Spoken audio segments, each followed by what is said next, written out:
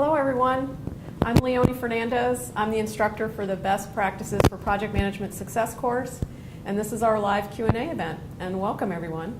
And with me here today is Katie. Hello. Katie's on our course team.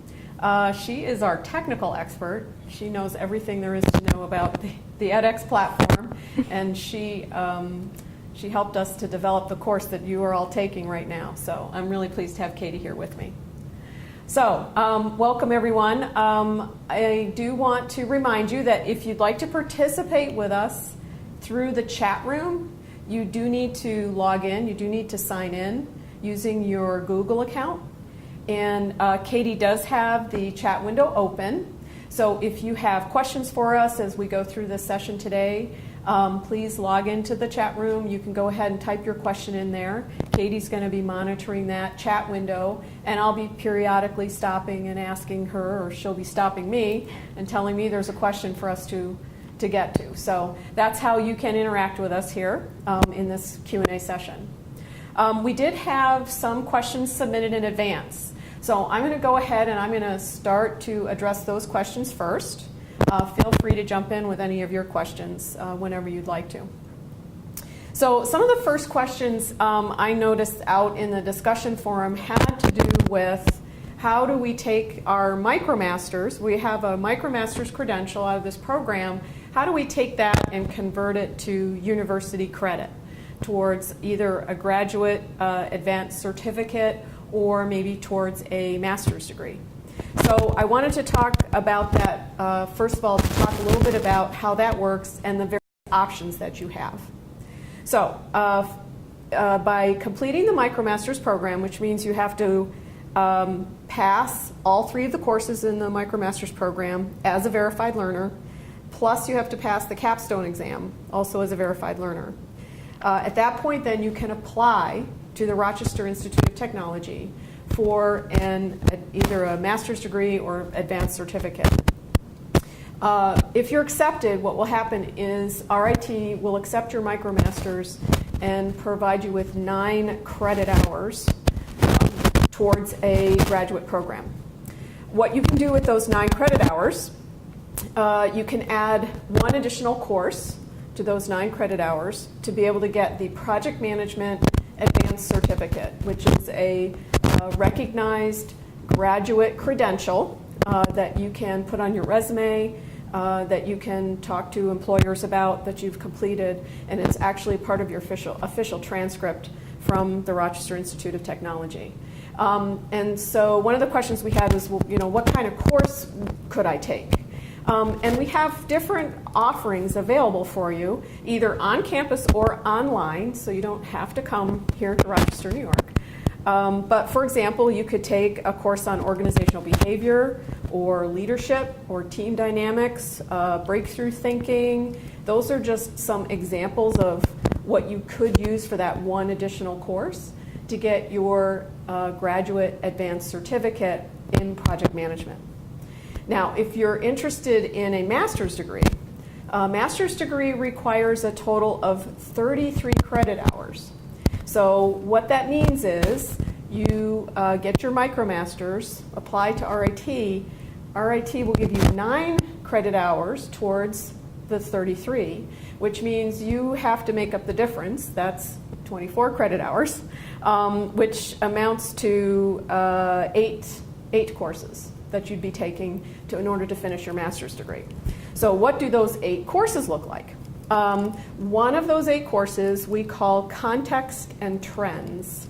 And it's really a course that we require all of our master's degree students to take.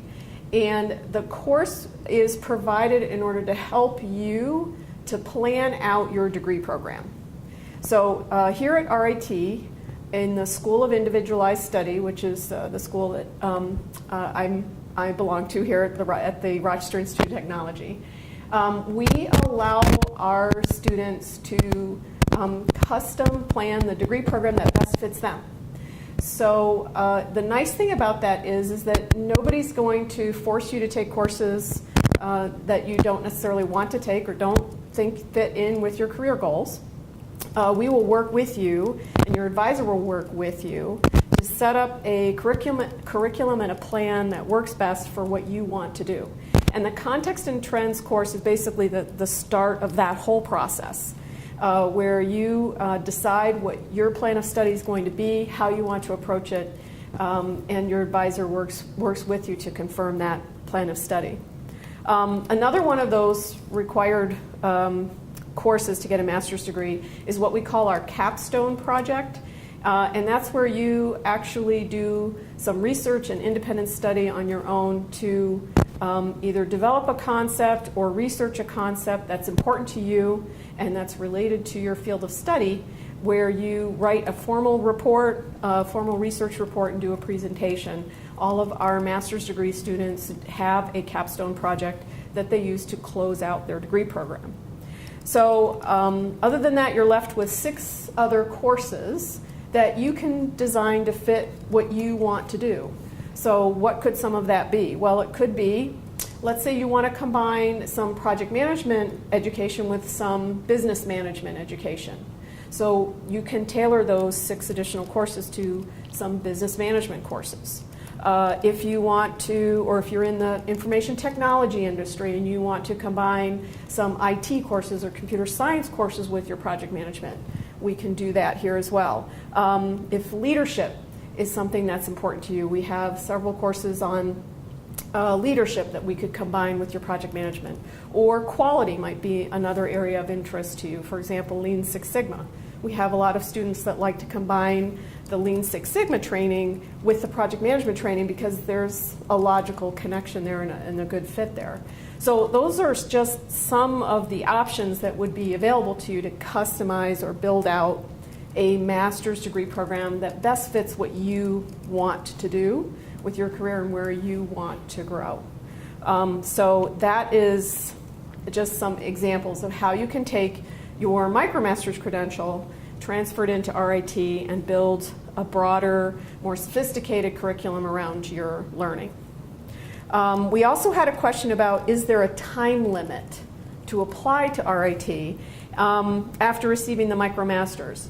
We don't have a defined or specifically documented time limit at this point.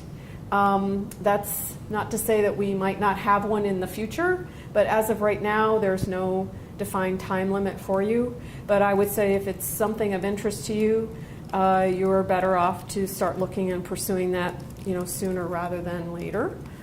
Certainly, if it's going to help your career. We've also been asked about exam requirements for anybody that does not have English as their native language. The college does have a requirement for any student that does not have English as their native language to provide scores from a English equivalency exam, like the TOEFL exam, for example. There are other exams that RIT will accept, but if English is not your native language, there is an admission requirement when you apply to RIT to provide scores for English as a second language along with your application. We also got a question about cost.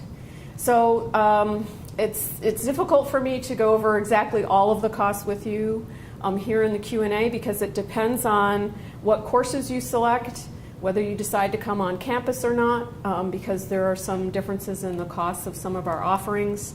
But I can say roughly, approximately, you're looking at somewhere around $1,000 for a credit hour to be a part of an RIT official curriculum. But that is not a guarantee. And again, it depends on what program that you apply to and whether or not you get any kind of financial aid or support to come here to RIT. So I think those were the questions we had in advance about converting the MicroMasters to university credit. So I'm going to stop there for just a minute before I go on to the next set of questions, just to see if there's anything that has come up in the chat room. Any additional questions that have come up in the chat room that I should None address? yet, but I'm going to just ping them again and see if anyone has any questions. Okay. all right, well, they can also hear me, but I think we're on a 30-second delay, so it may take a moment. So, okay, well, I'm going to go on, and if any questions come up, you just let me know. Will do. Okay. We also had some questions, or we had a question in the chat room about how can this course be used to support the Project Management Institute requirements for the PMP exam or for the PMP recertification. So let me just address that. This class, along with the other two courses in our program, the International Project Management course and the Project Management Lifecycle course, both can provide you with 35 hours of formal project management education that you can use with PMI if you plan to apply for the PMP exam. You should enroll as verified, which all of you already are, and pass the exam so that you get the certificate, because PMI will need evidence that you've taken the course and passed the course. So you can use this course or the other two courses in our program to meet that 35-hour requirement for project management education. Also, if you are already PMP certified, then you know that you're required every 3 years to do continuing education. And you can use this course and the other courses in our MicroMasters program to apply towards your professional development units, or your PDUs, towards your recertification. And again, you should enroll as verified, pass the course to get the certificate, so you have the evidence that you can provide to PMI that you successfully completed the course. So you can use this course in a couple of different ways to support any of your desires or goals towards PMI or a PMP certification. So I just wanted to go over that. So let me see, are there any questions? We do have a question about the Okay. PMP exam. Do you Okay. provide a specific PMP exam course? The person says, I have to write it by the end of 2017, otherwise he doesn't have enough industry hours. Okay, so RIT, if you're accepted here at RIT as a student, we offer a free PMP exam prep course to our students here. We do not offer a PMP exam prep course to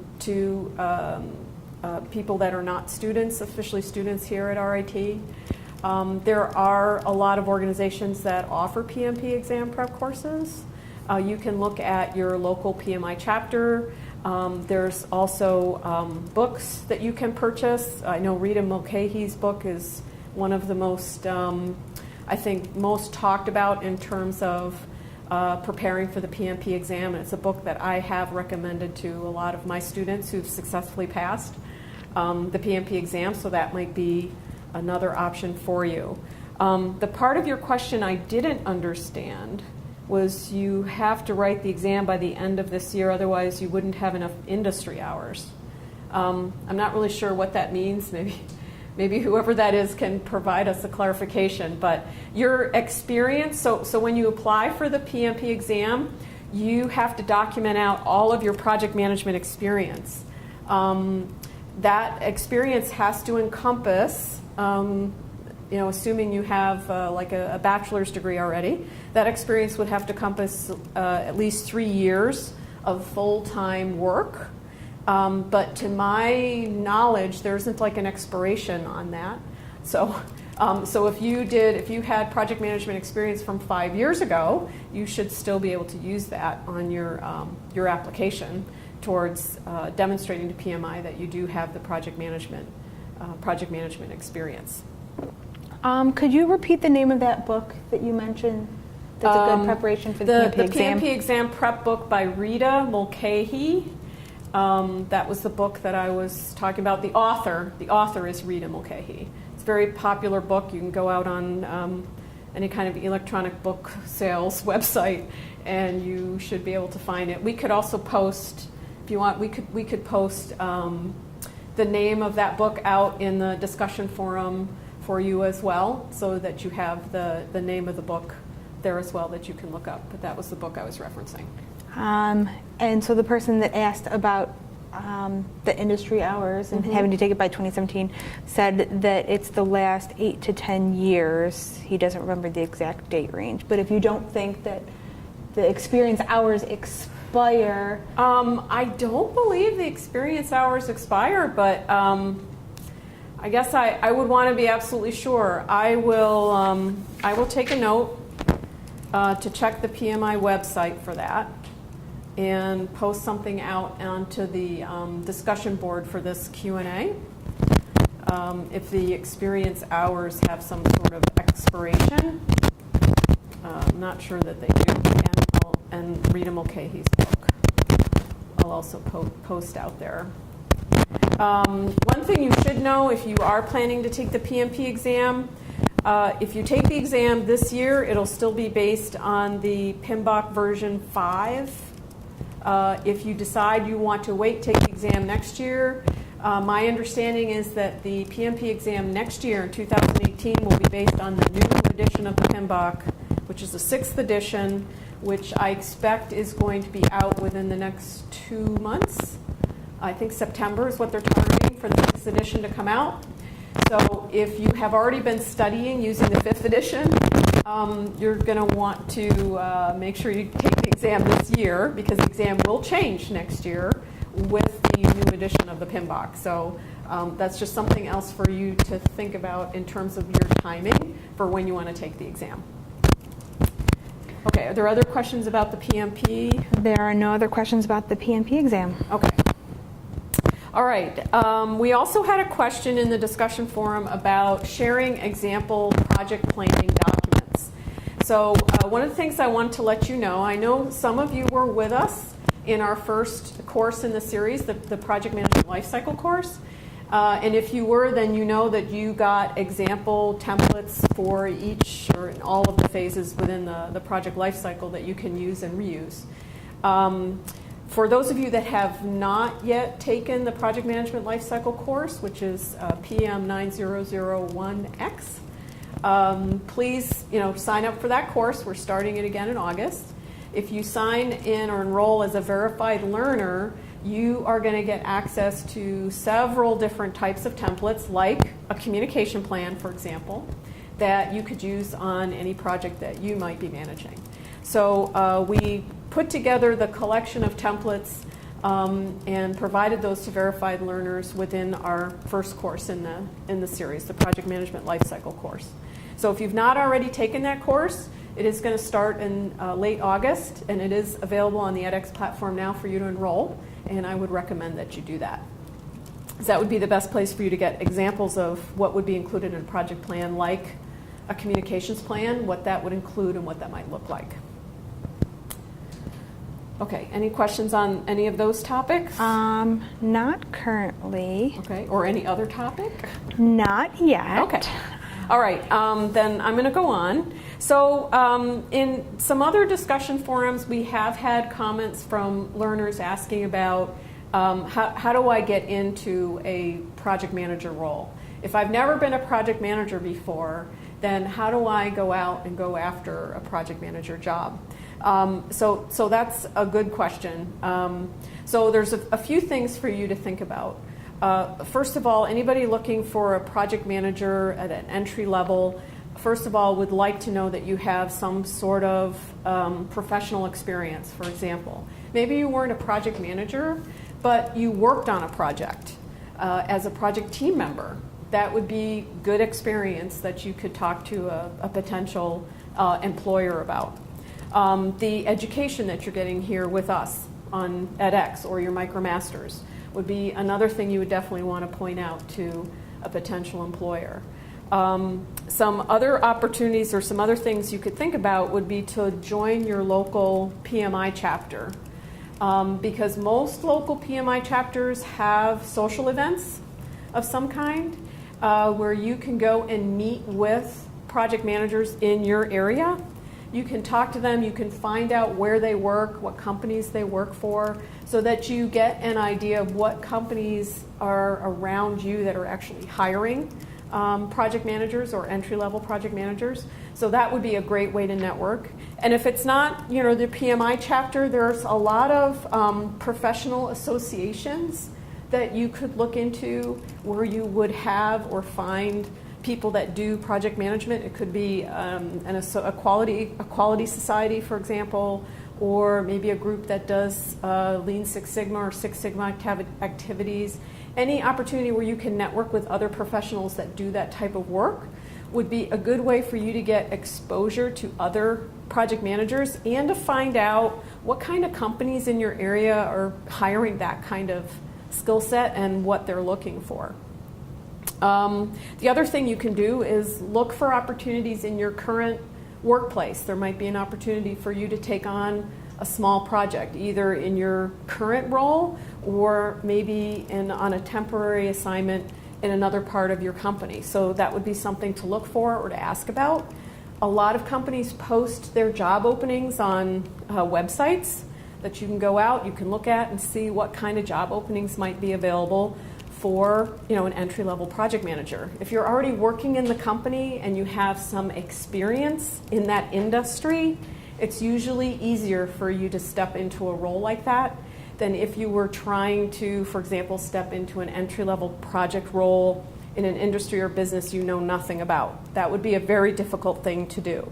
So I would suggest if you want to start looking into a project manager role at an entry level, start with a business area or an industry that you already have experience with, because that would give you already, we call it a leg up, an advantage over someone else that doesn't have that kind of experience.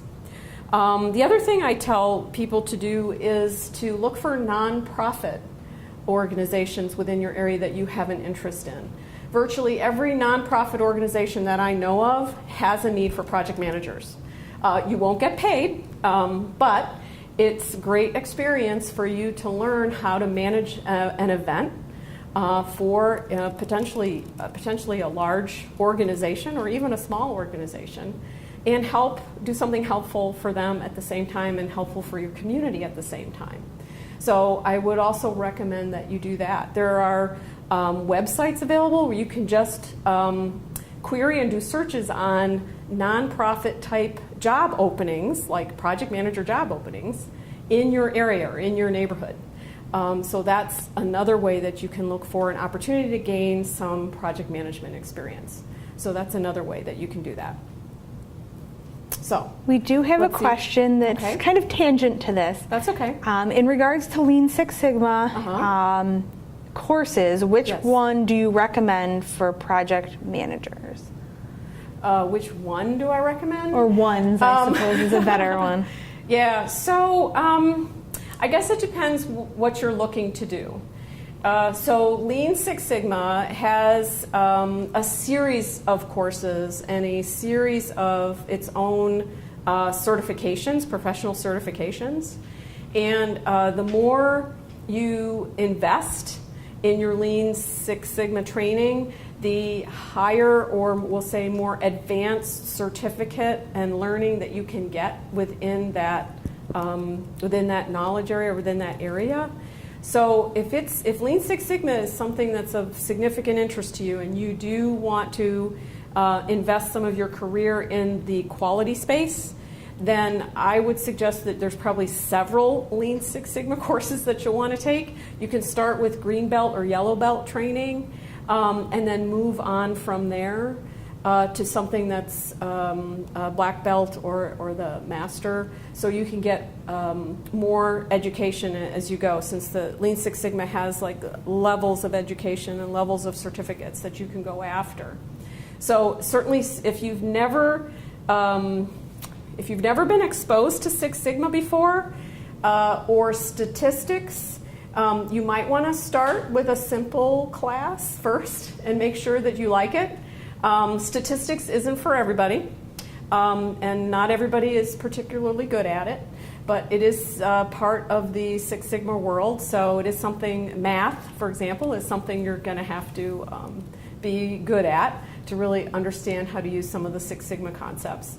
So that would be where I would start. I know we have offerings like that here on our college campus, for example, where you can start with one of the lower Six Sigma belt ratings, and then decide from there if you want to continue on to get the more advanced training. Okay. I actually have a question that could jump from that. Okay. So besides the RIT classes, do you have other places you can recommend people to go to research more information about this? Because I know it's a About topic of Lean Six Sigma? Yeah, and the different certifications. Well, the American Society for Quality Control. I'm going to probably get my acronyms mixed up. American Society for Quality Control, I think is what it is. I know is one website you can go to learn about the different certification, kind of Six Sigma type certifications and what's involved with them.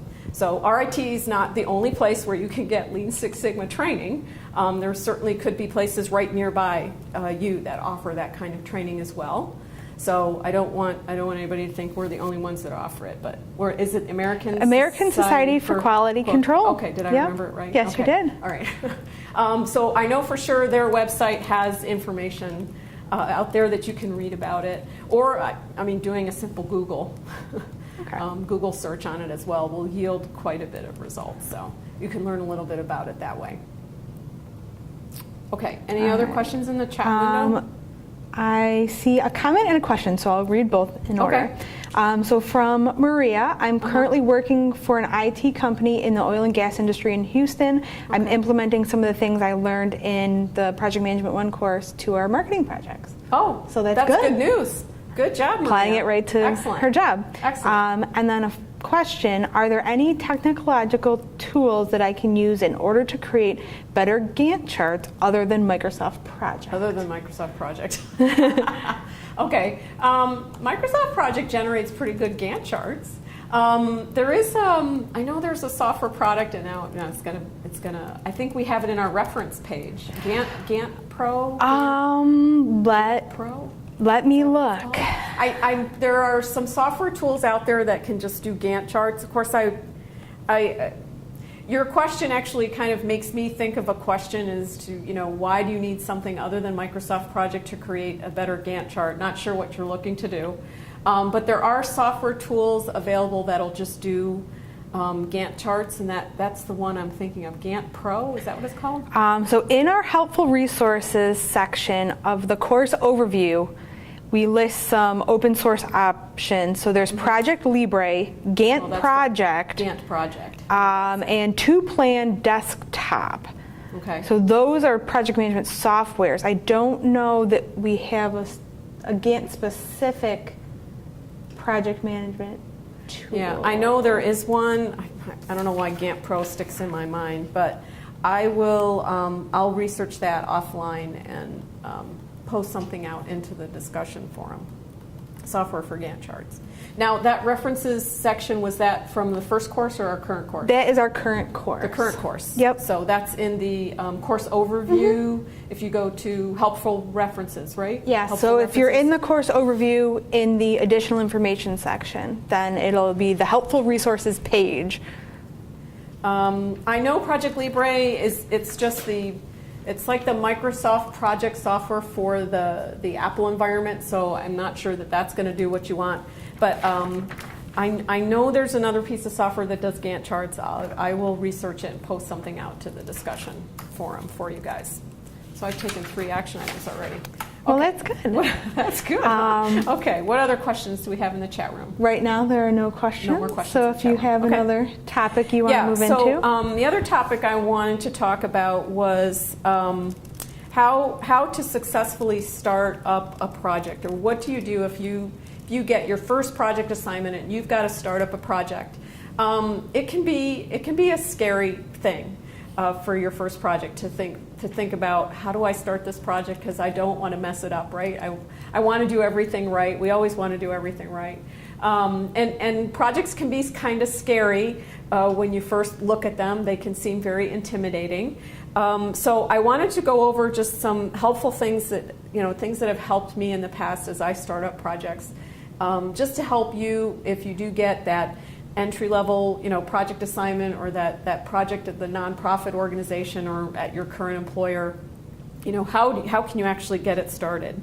So the first thing you would want to do is you really want to get yourself acquainted and build relationships with your team. It's important that your team gets an identity quickly and that you build relationships, not just you with your team, but your team with each other. So getting your team together, and if you can do that in a face-to-face kind of environment where you can all get together, physically get together as a group, then I strongly suggest that you do that. The other thing you want to do is have your team involved early on in the project, and so that they're involved, for example, in the planning of the project, because that gets them some ownership and a sense of responsibility for what's being developed. So that's one of the first things to think about. The other thing you need to do is you need to make sure you understand the goals and objectives of your project and how they tie to the business. And if there's nobody in the company that can explain that to you, I would tell you that's potentially an issue that you would need to watch out for. Because any project that's worth doing should have a budget, so you should ask what that budget is. It should have somebody that thinks it's important to the business, which means it needs to have some sort of objectives or goals associated with it. And you want to be sure you understand exactly what those are, and make sure you document them. And make sure you share those with the team, and make sure everybody on the team understands what those are. And as far as you get into your project, whether you're in planning or execution or even close down, you never want to forget what those goals were. It's very easy in a project, especially if things go a little crazy sometimes, for you to lose sight of what the ultimate goal was of the project. I know that sounds a little odd, or you think, well, I don't really know how that could ever happen, but it can. In our day-to-day life, in our businesses, things can get chaotic, and there's lots of pressure and lots of things that have to get done, and sometimes we take our eye off that end game. And it's very important as a project manager, part of your job is making sure you never take your eye off of what those goals were, and that you always come back to those as a measure to say, I'm working on the right things, and my team is working on the right things, because we are striving towards this goal.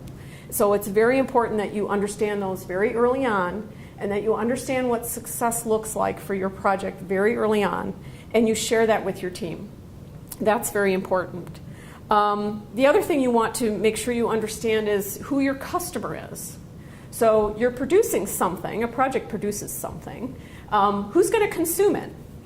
It's important for you to know that, because whoever that is, or whatever group of people that is, you want to get to know those people. You're going to want to figure out how to get those people involved and engaged in what you're doing, because ultimately they're the ones that are going to say that you did your job or you didn't do your job. So you're going to want to get them engaged with you also early on, and they're stakeholders. That's important.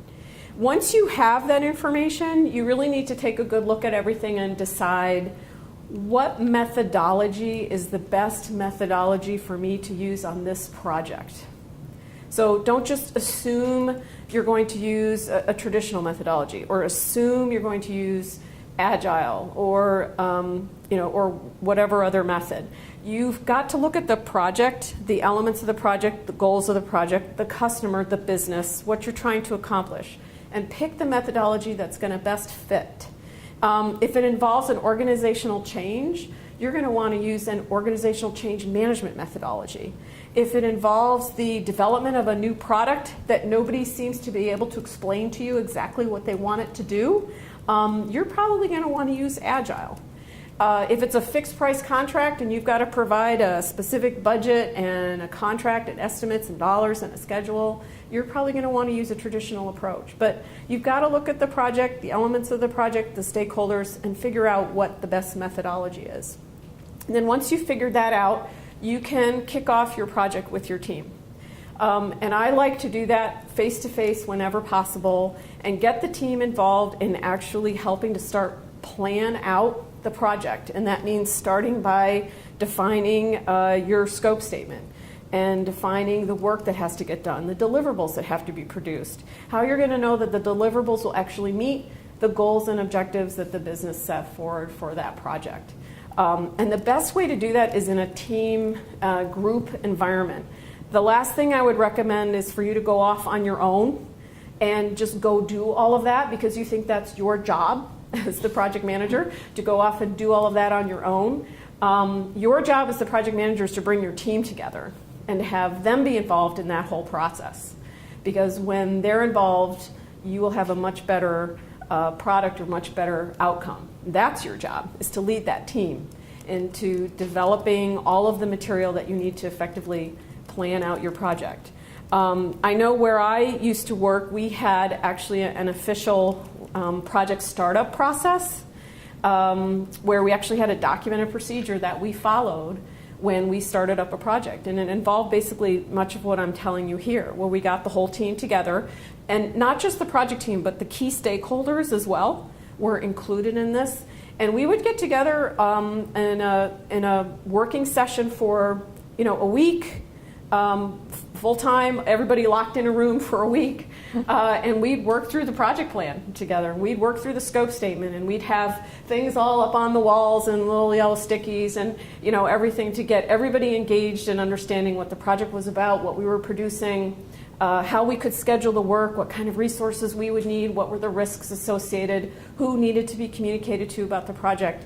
And when you get a dedicated team together in a room like that, that's all they're focused on, you can accomplish an enormous amount of work within that week. And we would actually do the entire plan for the project in that week, all together, in the room. And when everybody left that room, everybody understood exactly what their role was, what we were doing, why we were doing it, how we were going to do it.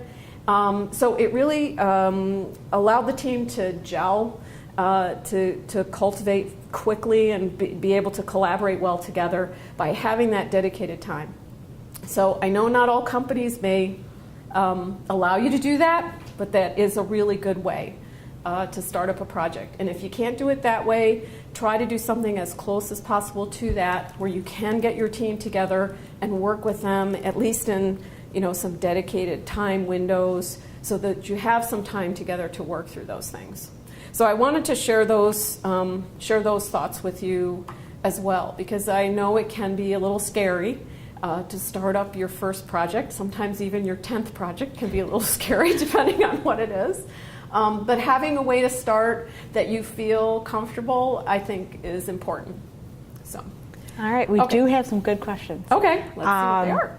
So the first one, based on my company experience of being an end user and seeing how our project management team was not thinking about the end user, how does one stay connected to the main goal instead of getting siloed? Well, that might be a two-part. How do you do it at the beginning, and how do you make sure that's maintained throughout the life of the project? Well, that's one of your primary jobs as a project manager. So, it starts by making sure you know what the goal of your project is from the beginning, right? If you don't know that when you start, you're in trouble. It doesn't matter where you are in the life cycle, you're going to be in trouble, right? So at least at the start, you have to be sure you know who's that end customer, what's important to them, and how the goals and objectives of your project are going to help them, are going to be of value to them. And you want to get those documented. Having them written out on paper where that end user can look at them and say, yeah, that is what I need, that is what I want, that's what's going to help me. That's already a big step forward. So I think the second part of that question is, how do you make sure you don't lose sight of that as you go? And that's one of the important things for the project manager. That's your job. That's one of your important jobs, is to make sure every element of that project plan that you put together is somehow tied back to those objectives. If some other stakeholder comes up with some really neat idea and your whole project team says, oh yeah, we should do that, but then you look at it and you say, well, wait a minute, that's not really the goal of this project. That's not really what our end customer wants. So it may be a really good idea, and maybe we'll talk about it in the next version of the project, but that's not what our customer is asking for. That's part of your job as a project manager. You need to kind of be that gatekeeper, because there will be people that will try to push things in to your project that were never intended to be there And if you just allow them to come in without really doing a check and balance on those, that can be a dangerous thing for you as a project manager. Now, I don't want you to think that I'm saying project managers shouldn't look for creative ideas or look for innovation, because it's important that you do. Maybe one of those ideas you think, gee, our customer may not know that we have this ability to do this for them. And so you may take one of those ideas back to your customer and have a conversation with them and say, I know this wasn't exactly what you were asking for or what you wanted, but I wanted to make you aware this is something that we could maybe do for you. If it's of interest to you, we could talk about it. And if it's not, we don't need to talk about it any further. But so taking some of those ideas and looking at them from an innovation perspective is always a good thing to do. But just remember, you're always kind of that barometer to make sure that you are achieving the goal of the project. So, that's one of your jobs as the project manager, is to make sure as the project goes on, you always have to go back and look at those documented goals and objectives. You always need to go back to that end customer and ask them, are we giving you what you had expected? Are we meeting your expectations for this project? And get their feedback, because that's another way that will tell you whether or not you've kept your eye, what we say here in the United States, keep your eye on the ball, but keep your eye on the goal, or keep your eye on the end game that you're trying to accomplish, just to get that feedback from the end customer. So it takes multiple forms, but as a project manager, you carry that burden, you carry that responsibility to make sure you never lose sight of that. So this question is actually really good to follow what you just talked about. Okay. How do you balance stakeholders with differing opinions or conflicting opinions? For example, marketing stating we need this now and to get out now, versus product development saying we need more testing. So how do you balance that? So that's always a bit of a challenge for a project manager. So sometimes what you might need to do is you might need to get those two players in a room together. You might need to get marketing in a room together with product development, was it?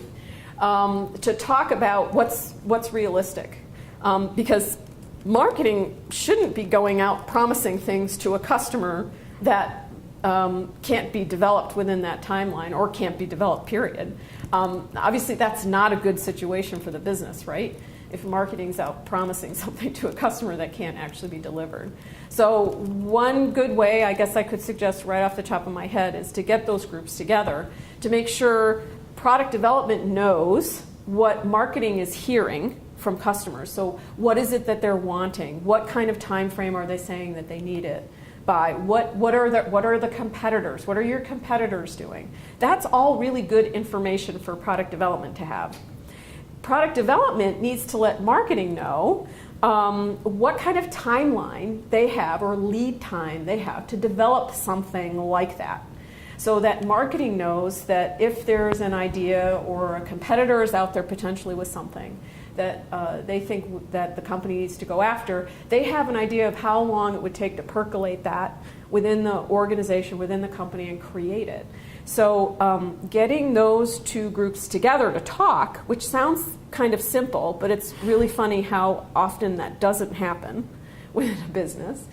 Getting those groups together to talk about that and to share that information is usually very helpful in defining a path forward. So the other thing that helps is having some sort of clearly defined strategy. So if marketing has a clearly defined strategy of where they want to go, and that strategy has rippled down into the business, then product development shouldn't be off developing something that doesn't align to that strategy, right? So again, they should be more closely connected and more closely collaborating. So if there's this tug of war, and there'll always be this little bit of a pull and tug of different organizations within a business, the best way is to get them together, to work together on a joint plan or a joint way forward. That's the best thing that you can do to help to try to resolve some of that inherent tension.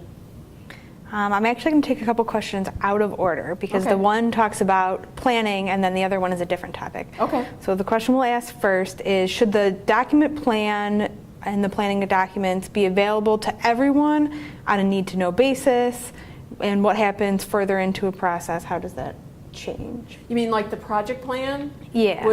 Should everybody be able to see the project plan? I believe that's what they're asking. Yeah. My default answer would be absolutely yes, unless for some reason there's something in this plan that has some sort of company private or company confidential information. And obviously then in that case you'd have to follow whatever the procedures are in your company. But the planning documents and literally all of the project documents that you create as a project manager, there should be nothing secret about those.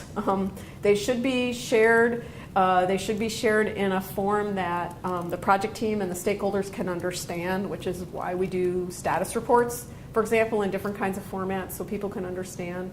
So those kinds of documents are really best intended for like a knowledge repository, a shared area where the documents can be kept so that project team members can easily retrieve information or stakeholders can easily retrieve information. So the only reason you might want to secure those documents from certain people, we'll say, is if there's confidential information, company private information, or there's something about the document that you don't want an external source to see. That external source could be a supplier or a customer that you don't want them to see for some reason, but again, there would be some sort of probably company policy associated with that. But in general, the project planning documents are intended to be shared. All right, so moving into a slightly different topic. Okay. How could you approach an organization that has never used a project management methodology? Oh, wow. Well, an organization that's never used a project management methodology, the first thing that I would do is I would approach whoever the leader of that organization is and ask them if they want to use a project management methodology. Because until the leader of the organization decides that project management is important or that a project management methodology is important, till that person decides, nobody else in the organization is going to be able to do much. You may have some small wins. You may be a project manager in one of these organizations, and you're managing a project. And when you manage a project, you use your own methodology, and you have that you use on your projects. But if we're talking about organization-wide use or organization-wide acceptance, that starts at the leader at the top. The leader at the top has to say that that's an important thing to do. And until they say that, usually nobody else below them will follow. Because they'll always tend to do the things that they see their leader doing. So if their leader isn't talking about project management or project management methodologies, then usually they won't talk about them either. That's just kind of the way the hierarchy works. So I would say if there's a leader out there in an organization that wants to be more mature in project management, that's a great place to start. Then you would start with that leader with like an organizational change management approach, which we talk about in the course, to lay out a plan for how to start to deploy a project management methodology in that organization. That's all the questions we have right now, but I did just ask if anyone had any other questions. All right. So I've actually gone through all of my pre-prepared notes too. Okay. Okay. So we'll give them we can give them another minute to see if there's questions. Yep. What are we doing on time? We have a few minutes left. Yep. So I'm happy to answer any other questions. I guess what I will say too is if after we close our session today, if you realize there was a question you really wanted to ask and you didn't get a chance or you forgot or you didn't think about it till later, that discussion forum is still open. Mm-hmm. The discussion forum is still open out there on the Q&A webpage, so you can go ahead and post your question out there. I am going to go through all of the questions in the discussion forum and make sure that we've fully answered everything and get the answers out there. So if you post a new question out there, I'll make sure I answer it.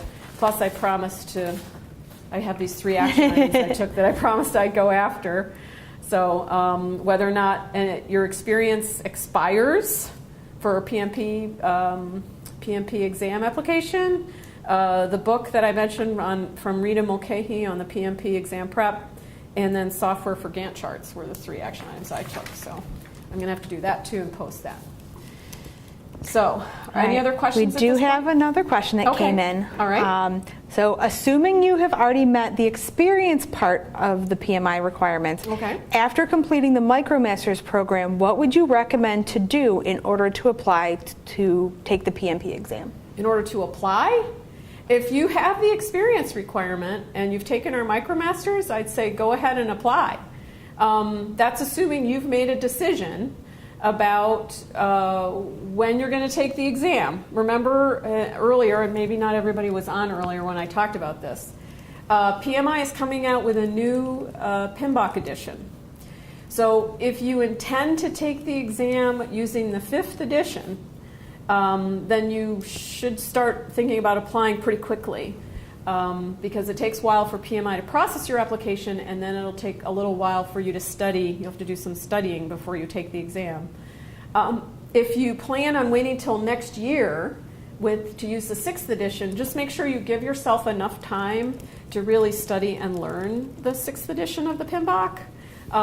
So you maybe would want to take a little bit of time before you apply for the exam, if you're going to do the exam next year, so that you've had some time to be with the 6th edition of the PMBOK first. So the hardest part of the application is documenting out your experience. If you haven't already looked at that, you might want to take a minute to look at that, because you need to document your experience in terms of calendar time and effort hours.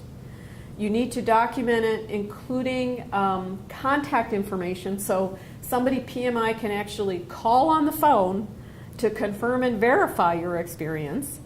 And you need to document it in what I'll call PMI terminology. So you need to explain your experience in such a way that it maps to the PMI knowledge areas and the project life cycle. And since most of the time, like in a resume, let's say, you're not necessarily talking about your experience in that way, it may take a few iterations for you to get the words right, get the words the way you want it to, so that you can actually explain what you did in each part of the life cycle or in each knowledge area that you work. Because PMI not only wants to know that you have the experience, they want a contact to be able to verify the experience. They want to know how much time you spent in that project experience, but they also want to know how that time was spent across the life cycle and the knowledge areas within the PMBOK. So if you don't have all that information collected already, just make sure you take enough time to do that properly, because you don't want to apply and then have your application denied. That you don't really want to do that. Then once you apply, just make sure you take the time to study for the exam by taking either a PMP exam prep course or the Rita Mulcahy book I mentioned, something like that, to make sure you really have a good feel for the kinds of questions you're going to get on the exam. So while we're talking about the exam, I'll skip down to a question. And this is probably going to be impossible for you to answer, but I can make a good educated guess based on some quick research. Okay. Do you anticipate a new edition of Rita Mulcahy's review book to incorporate the changes for 2018? Oh, I would definitely expect the book to be updated with the new edition of the PMBOK. As far as when that might be updated, that's a good question. That I don't know, but certainly I would expect that after the next edition is released, that you would see a new edition of the exam prep material available. But I mean, it won't be instantaneous. That's why I said you need to take a little bit of time to plan this out, so you make sure you have enough time to understand the differences in the 6th edition and make sure you can prep with enough time for the exam.